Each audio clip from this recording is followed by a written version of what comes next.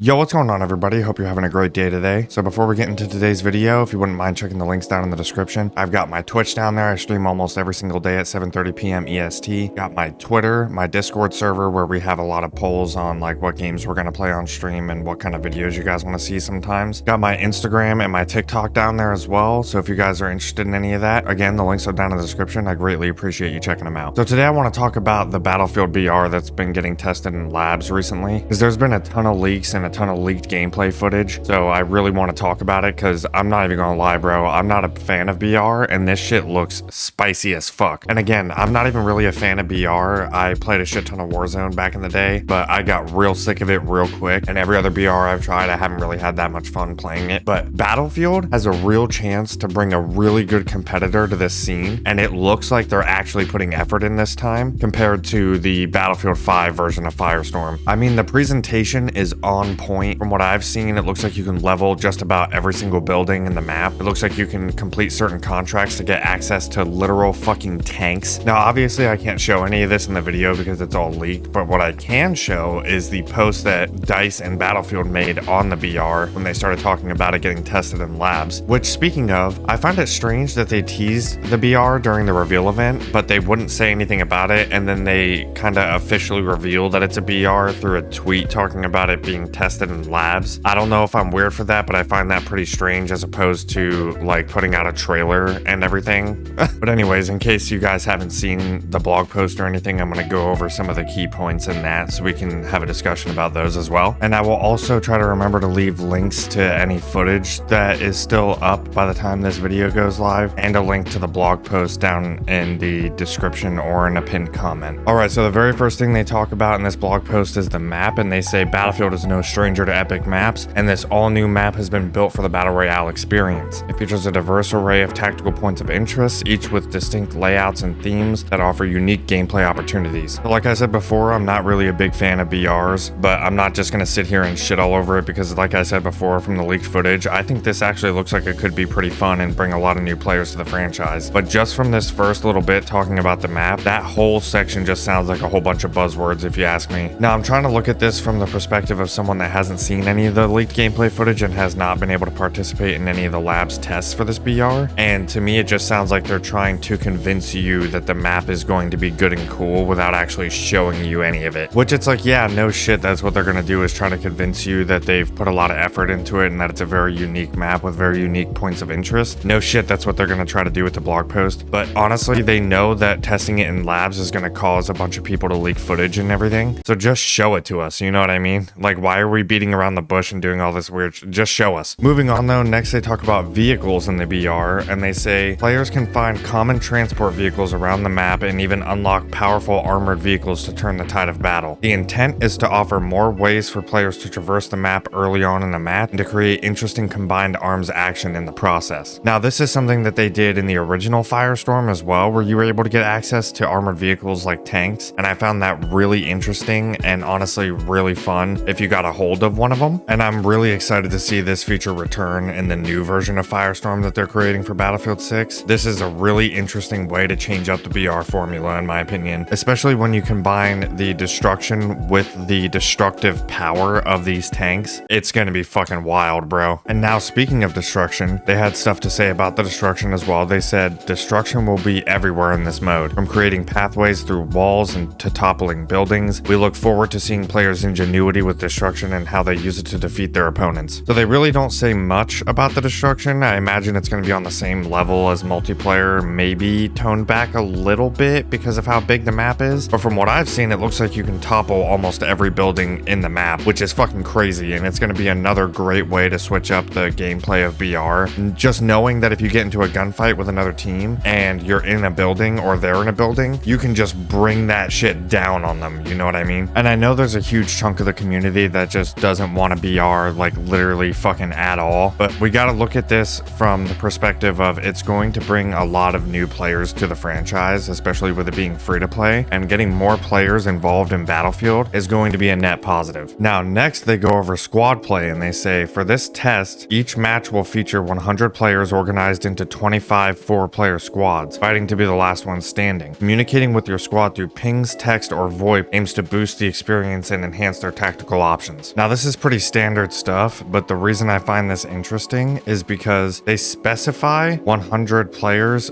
for this test, which makes me think that they have not landed on a player count yet for the BR. But who knows, maybe I'm reading into it too much and they're just gonna have different options for player counts. Like maybe they'll have a 128 player battle royale, who knows. But the other thing I find interesting is the mention of VoIP, which I'm curious if this is true VoIP, where everyone in the game can hear each other when you're talking in game, sort of like how they implemented that into Warzone. And I think that would be a really good idea to have in this battle royale, because that creates some really funny and memorable moments. I do feel like they could have added more to that statement of squad play though, because the rest of that is just stuff that I feel like anyone that has ever played a BR or really even a first person shooter nowadays, you kind of expect all that to be there. But on the other hand, it is nice to see them actually officially confirm that all that shit's going to be there, because I mean, y'all should remember 2042 and how they tried to release the game with no voice chat, no text chat, no scoreboard, and they tried to call all that shit legacy features. Anyways, before I end up going on a fucking rant about that shit, they next bring up second chances, and they say, between the support classes revives and mobile redeploy options, there are multiple tools to keep your squad in the fight. Now, these mechanics are going to be something that I feel like is heavily opinion based on whether you like it or not, because I know a lot of people don't like this push that Warzone kind of started with getting all these ways to get back into the match after you've died in a BR. And I get it, like, you know, BRs are supposed to be a one life mode. Personally, I like the ability to get brought back into the match, because then I feel like if I just die right off rip, but my squad is able to get those people, I should have an opportunity to get back in, you know what I mean? Because it's not necessarily my fault that I just got absolutely fried by a guy who just so happened to get a weapon 2 seconds before I did. You know what I mean? It's just always been kind of dumb shit like that that drove me away from BRs. I don't like just dying to dumb shit over and over and over again, because that's what the mode lends itself to, you know what I mean? Now next, they talk about the fact that the ring apparently in this Battlefield 6 Battle Royale is the deadliest ring in Battle Royale. So they say, we set out to bring the most dangerous ring in gaming to Battle Royale that instantly kills players upon contact. With urgent warnings as the fire approaches, soldiers will be pushed into more intense firefights as the game space continues to shrink. There's no jumping in and out of it, no using it for cover,